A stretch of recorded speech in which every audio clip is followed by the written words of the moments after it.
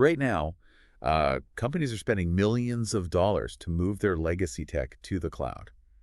And they fully believe they're saving money. Yeah, they really do. But, like, what if that modernization is actually just a financial shell game, hiding a massive operational bleed? Which, I mean, it very often is. Right. So if you're listening and your company's newly modernized cloud system feels, I don't know, just as clunky and rigid and somehow just as expensive as the old one you thought you left behind, Hmm. you're definitely not alone. Absolutely not alone. And today, we're going to figure out exactly why that happens. It's a phenomenal question, and it sits right at the heart of so many boardroom frustrations today. We are going to be looking at a completely different way to understand technical migrations, like stepping away from the code itself and actually looking at the ledger. Yeah, the money side. So our mission for today's deep dive is to decode why organizations continually take the path of least resistance with their legacy tech. We all know what lift and shift entails, technically, right? Like dropping your monolithic architecture straight into a modern container without changing the underlying business logic. Yeah, just picking it up and moving it. Exactly. But we rarely step back to ask why this highly suboptimal route is always the default. We really don't. So we are grounding our entire conversation today in a single, incredibly insightful article. It was published just today, March 23, 2026, on the Codora blog. It's written by Suyash, and the title says it all. It really does. Right. It's called Why Lift and Shift is a Financial Decision, Not a Technical One.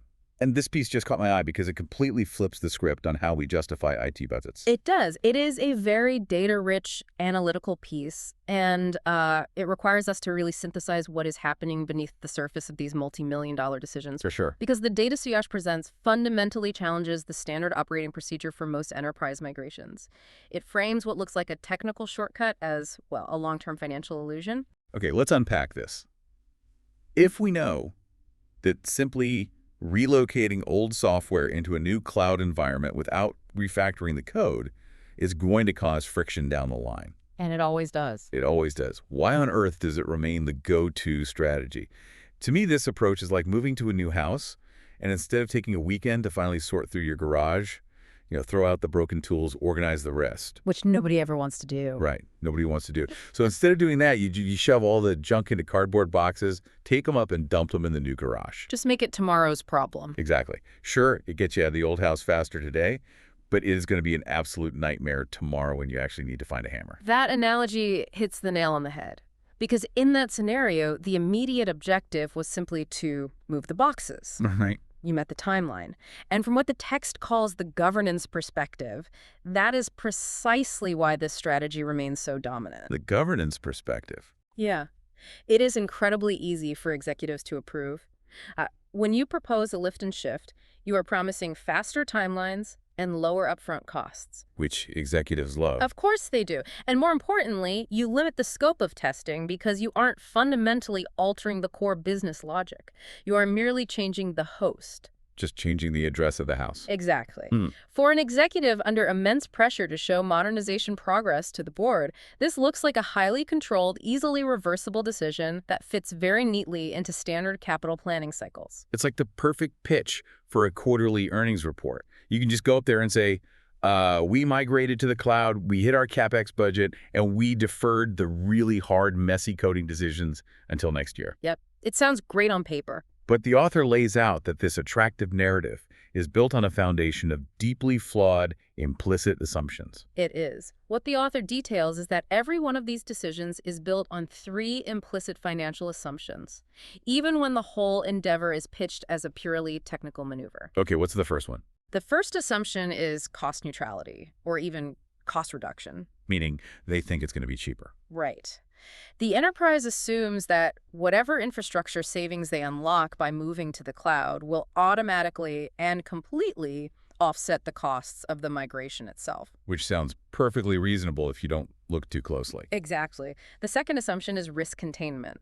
The idea here is that by preserving the old system's behavior exactly as it is, warts and all, you inherently reduce the risk of delivery failure. Like, if you don't touch the core code, you can't break the core code. That's the logic. Okay. And the third assumption? The third is deferral without penalty. Deferral without penalty. Yeah. This is the widespread belief that the company can simply execute the real modernization, like the deep refactoring later on, whenever they feel like it. And they think there's no downside to waiting.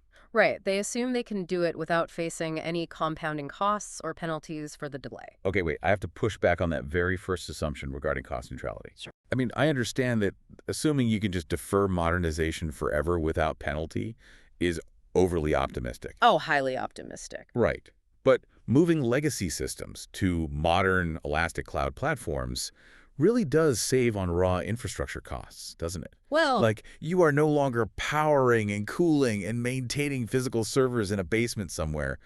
Why wouldn't that result in a net savings on the balance sheet? it is a completely logical deduction. And I mean, it is the exact same question every CFO asks when reviewing these proposals. Well, I hope so. Yeah.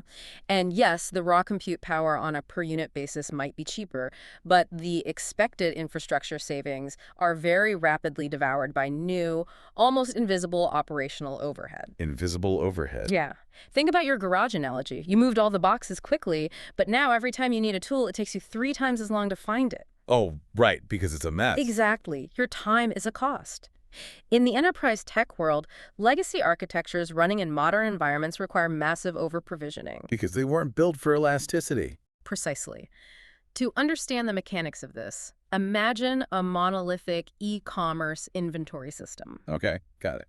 In a true modern cloud architecture, when Black Friday hits and traffic spikes, the system spins up tiny, lightweight micro-instances just to handle the checkout queue. And then it spins them down when traffic drops. So you only pay for what you use. Exactly. But a legacy monolith can't do that. It doesn't know how to separate the checkout queue from the user database or the shipping logic. Oh, wow. So to handle the Black Friday traffic safely, Mhm. you have to spin up an entire replica of the massive monolith. Or, I guess, just leave the compute faucet running on full blast 24/7, just in case. That is the reality. You are paying for peak capacity around the clock. That is wild. And add to that the higher monitoring overhead and the sudden expensive software licensing changes that occur when vendors realize you've shifted environment. Oh, vendors always get their cut. Always. The core thesis of the article is that this strategy does not eliminate complexity. It simply relocates it. It moves the mess to the new garage. Exactly. And from an accounting perspective, it relocates it right into a different category. Fundamentally, this is a shift from a capital expenditure, those big one-time CapEx transformation investments, into a recurring OpEx drag, an ongoing operational expense. It's like taking out a mortgage with a really low down payment to buy a house, Right. which makes your initial capital expenditure look fantastic. Right. But you completely ignore the fact that the house has terrible insulation, meaning your monthly heating bill, your OpEx, is going to slowly bankrupt you over the next 10 years. That is a brilliant way to frame it. The low down payment gets you in the door, but the structural inefficiency is what drains your accounts month after month. Here's where it gets really interesting, though, because the text uses this specific, brilliant phrase to describe that drain. Oh, yeah. It says the complexity is amortized quietly over time. Amortized quietly. That is such a chilling concept for a business. The balance sheet looks amazing in the short term. The executive who championed the migration gets a bonus because they came in under the CapEx budget. But the income statement just slowly bleeds out. The slow bleed is the defining characteristic of the OpEx drag.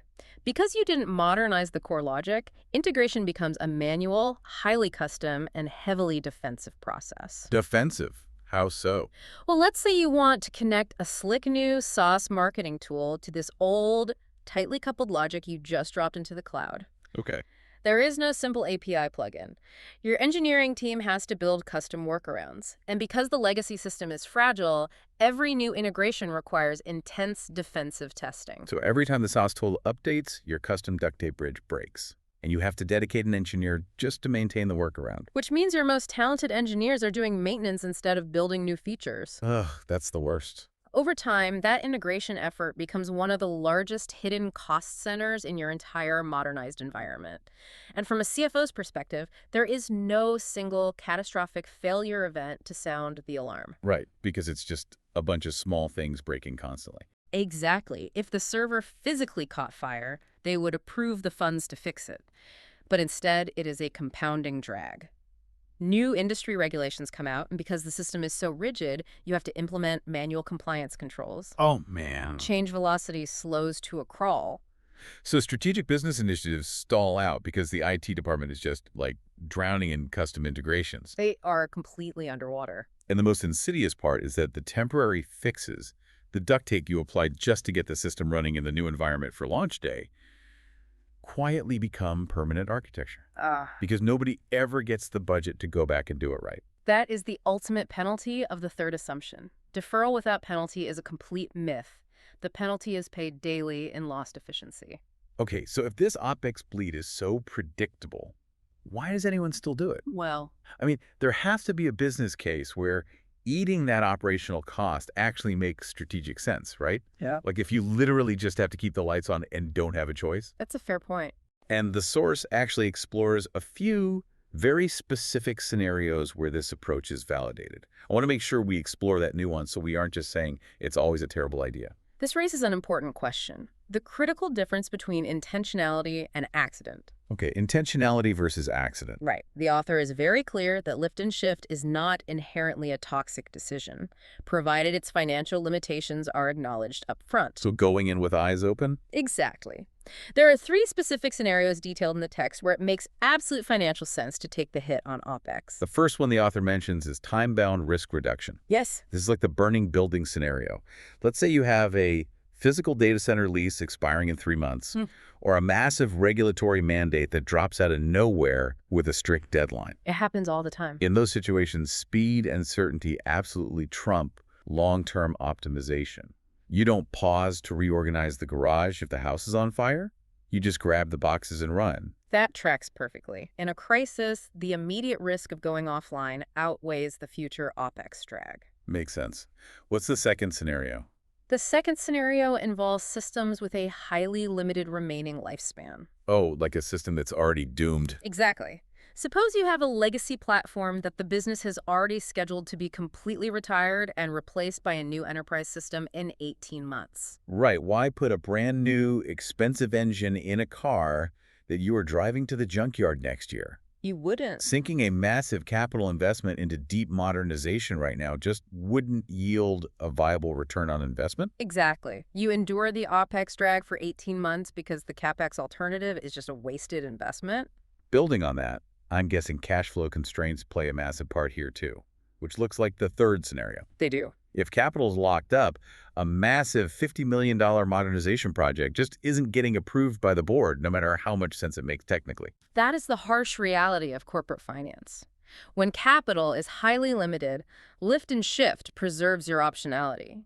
It defers the larger structural investments until the business actually has the cash flow to support them. Okay, so it buys you time. It does, Yeah. but, and the author makes this unequivocally clear, in all of those valid scenarios, there is a vital caveat. It has to be treated as a bridge, not a destination. A financial bridge, precisely. Okay. If you use it to escape a burning data center, you have to immediately start planning the deep modernization on the other side of the bridge. You can't just stop halfway across. Exactly.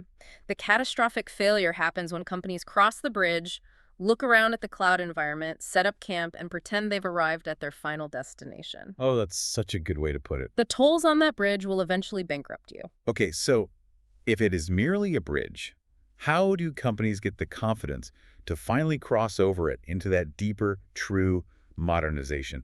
Because right now I feel like a lot of organizations are stuck in the middle of the bridge, bleeding OpEx, terrified to move forward. They are terrified. They need a flashlight to see where they're actually going. This is what the text identifies as the CFO's dilemma. CFOs are stalling. Why are they stalling? They stall between the initial migration and true transformation because of immense financial uncertainty. Oh, because they don't know how much it's really going to cost. Right. Think about the mechanics of deeper modernization.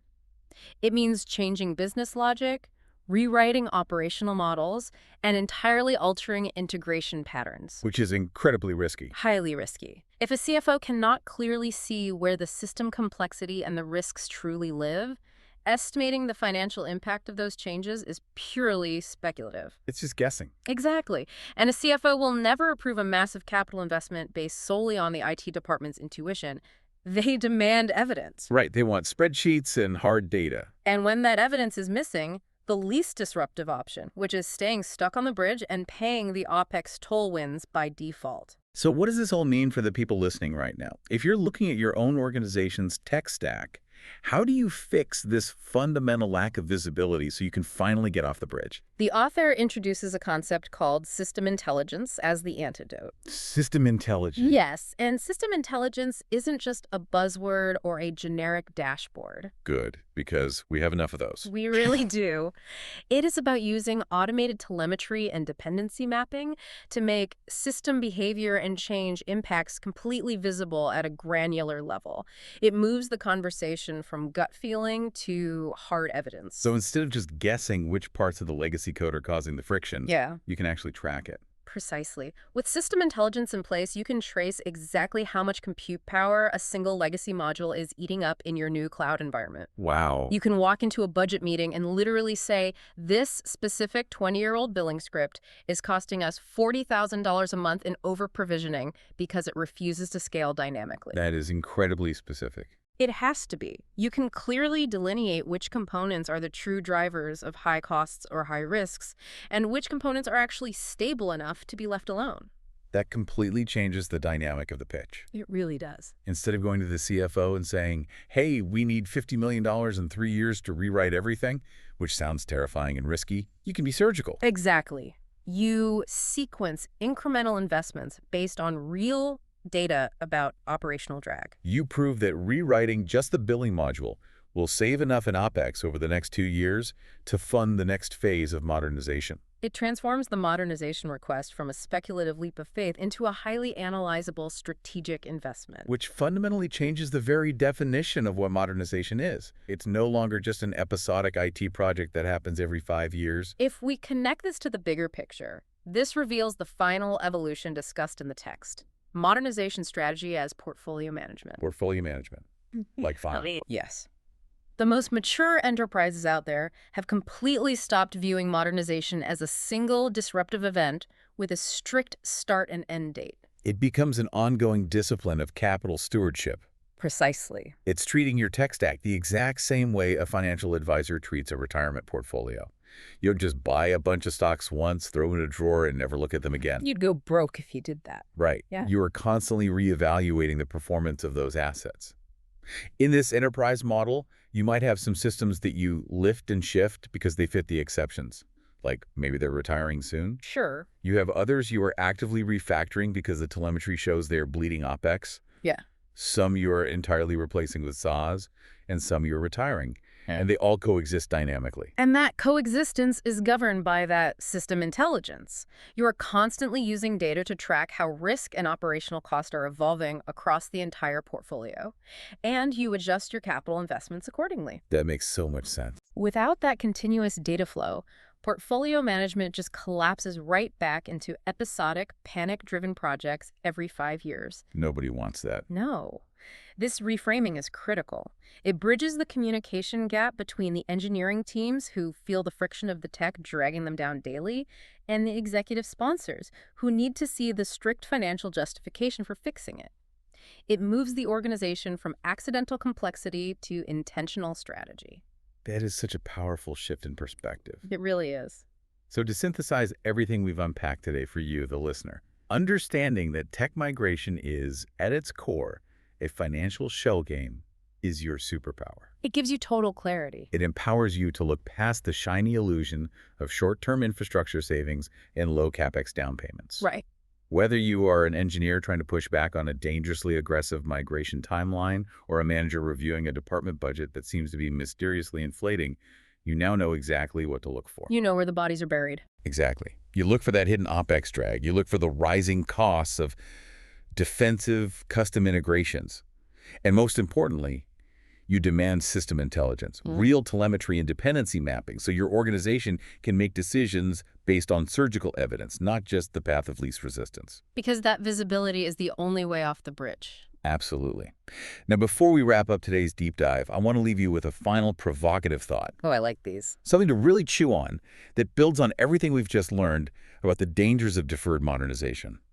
The text warns us that the true cost of this strategy is a steady, compounding erosion of efficiency. Yes. But think about the technological landscape we live in right now. Hmm. What happens when an entirely new, massive, disruptive paradigm, like the widespread, almost mandatory integration of generative AI, suddenly hits a legacy system that has been quietly amortizing its complexity debt for the last 5 years? Oh, man. That is a highly volatile combination. Right. If every single API connection in your system is already a fragile, custom-built workaround maintained by a dedicated engineer, how on earth do you plug an advanced dynamic AI agent into that mess? You don't. Or, I mean, you try and it fails spectacularly. Will that deferred technical debt finally be the thing that breaks the core business logic altogether, or will it just bankrupt the organization as they are forced to spend unprecedented, panic-driven amounts of OpEx trying to untangle the duct tape just so they can compete in an AI-driven market? That is a terrifying scenario for a CFO. It definitely is, and it's definitely something to ponder as you look at your own tech stacks tomorrow morning. Remember, don't just tape up the boxes and throw them in the new garage. Take the time to sort through the junk. Thank you so much for joining us on this deep dive. We will see you next time.